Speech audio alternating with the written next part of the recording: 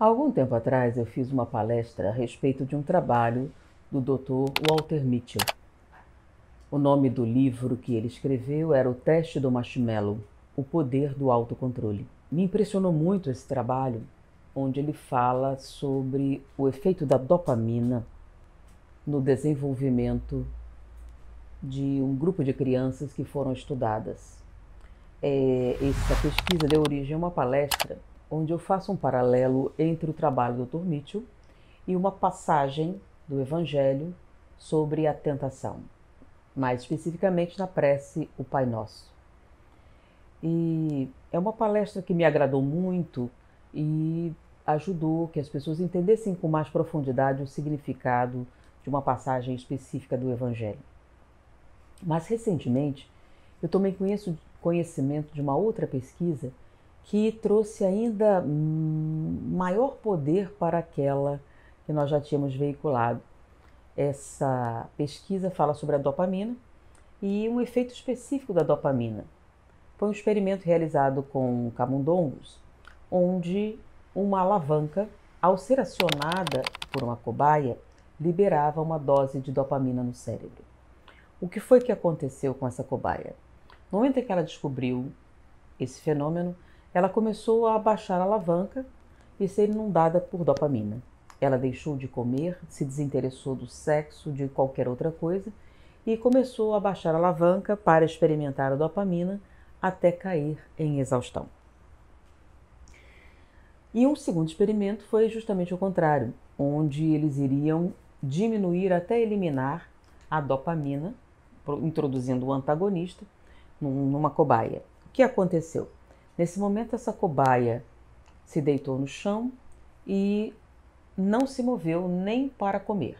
Ela estava com fome, quando ofereciam diretamente a ela, ela comia, mas ela era incapaz de se levantar e buscar o alimento. Diante disso, eles analisaram o papel da dopamina no comportamento. A dopamina ela é produzida no momento em que nos sentimos recompensados. As pessoas confundem até com prazer, não é o prazer. Nesse caso é a serotonina. Mas quando você alcança alguma coisa almejada, a recompensa é a dopamina. Então podemos dizer que a sensação da recompensa vem da presença da dopamina. E a dopamina também é o agente motivador do nosso comportamento. Então, uma determinada dose de dopamina nos estimula a obter o que desejamos, e quando nós alcançamos esse sucesso, nós temos uma outra carga de dopamina. Ou seja, a dopamina está muito envolvida na nossa motivação e na obtenção de uma recompensa.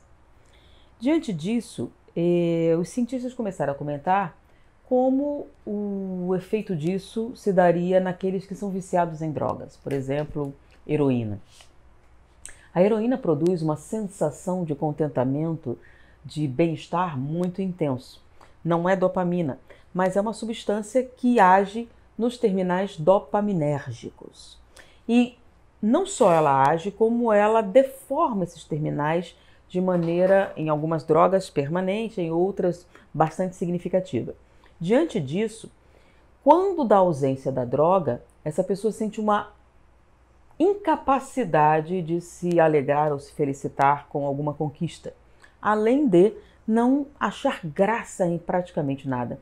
Ela sente que ela está fora da realidade, do universo, porque ela não se identifica, não se motiva a nada.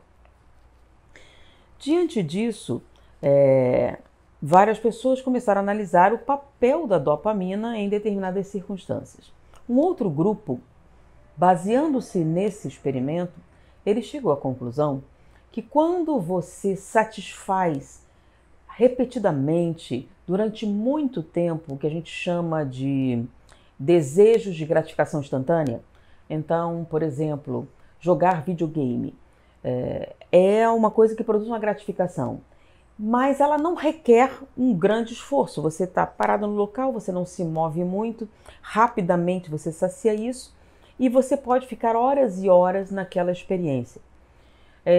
Netflix, você assistiu uma maratona inteira de alguma coisa profundamente agradável para você.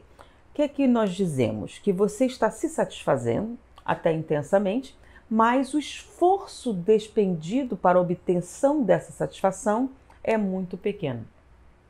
E nós estamos vivendo uma época de acessibilidade muito grande a esses prazeres. Então você não precisa se mover muito, você não precisa despender grandes esforços. É como se todas as coisas viessem até você, sem que você tenha que despender tanto esforço físico como intelectual.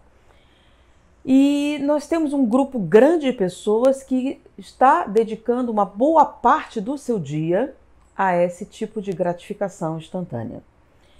Bom, nós não somos ratos. O cérebro humano achou uma técnica de lidar com esse excesso de dopamina. Ele aumenta o número de terminais e diminui essa intensidade para que você não entre num quadro depressivo. Bom, qual é o efeito disso? O efeito é que você vai precisar cada vez mais de dopamina para sentir esse efeito. Então, quando você fica durante longo tempo naquela experiência, eles te criam uma tolerância maior e você vai precisar de um tempo ainda maior. No momento em que você não está se dedicando a esses prazeres de satisfação instantânea, você sente simplesmente uma desmotivação muito grande.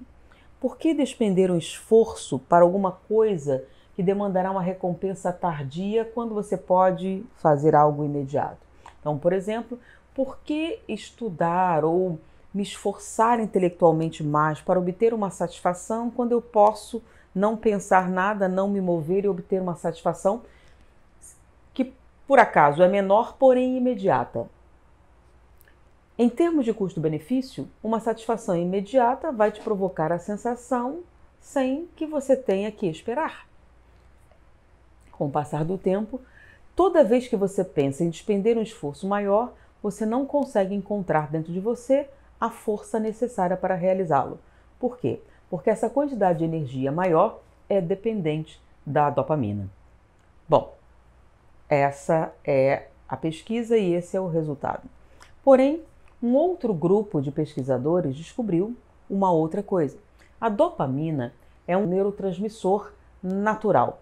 E como ele é produzido naturalmente no corpo, todos os sistemas de controle também são naturais, simples e de fácil acesso.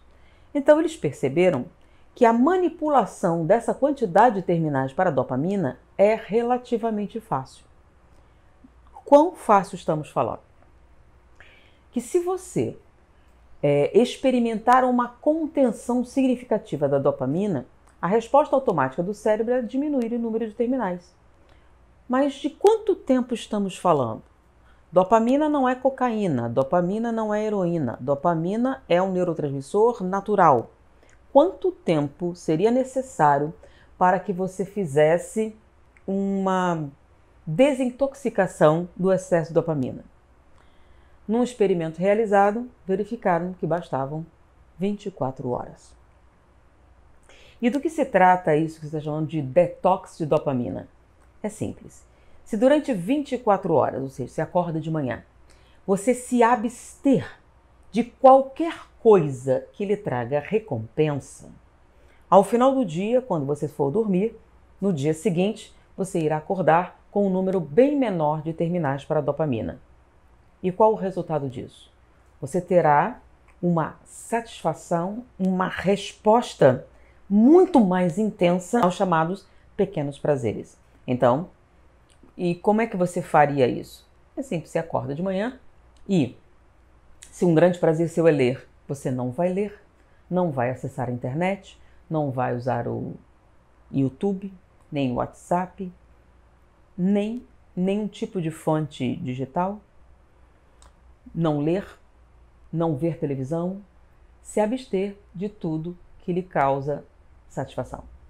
E a comida, por exemplo, você vai comer, não é um jejum, porém que a sua comida seja o mais insossa possível, sem sal, sem açúcar, uma comida tipo aquelas de doente, né? Sem nenhum tipo de estimulação gustativa. Mas, por exemplo, o café. No meu caso, por exemplo, que eu sou viciada em café, eu peguei o café, adicionei água quente para que ele ficasse bem ralo, não adicionei açúcar, tomei aquilo, me deu a cafeína necessária, porém não trouxe o prazer que normalmente uma xícara de café traz. E a comida? Faça uma comida com o mínimo de sal, com o mínimo de gosto. Mas e a reação? Sim, você vai sentir um tédio. No momento em que você sentir que aquilo está super relativo, a sua única válvula de escape é dar uma caminhada. Mas a caminhada não daria dopamina? Não. A caminhada produz endorfinas, que aliviam um pouco o sintoma, mas não aumenta a dopamina. Então, toda vez que o tédio for superlativo, você dá uma volta no quarteirão. Faça isso durante todo o dia. Você pode meditar, você pode pensar na sua vida, mas nada que seja prazeroso. Bom, 24 horas depois, quando você acordar, você vai sentir uma enorme diferença. Uma sensação de motivação, uma sensação de poder, uma energia para realizar as coisas muito intensa. O seu grau de apreciação das pequenas coisas já está extremamente aumentada. E é claro que o ideal é que você não permita que essas overdoses aconteçam. Então, crie sistemas em que você planeje uma recompensa. Se eu atingir essa meta, eu irei usufruir de 1 hora, 2 ou 3 horas de internet, ou seja lá o que for que te dê prazer. E com isso, você vai conseguir o necessário para realizar tarefas que lhe darão recompensa, mas não tão imediatamente. Aquelas chamadas tarefas chatas, porém importantes para o seu sucesso. Eu achei esse experimento extraordinário, eu fiz o experimento e experimentei algo extraordinário. E é por isso que estou dividindo com você. Espero que você teste isso e aproveite tanto quanto eu.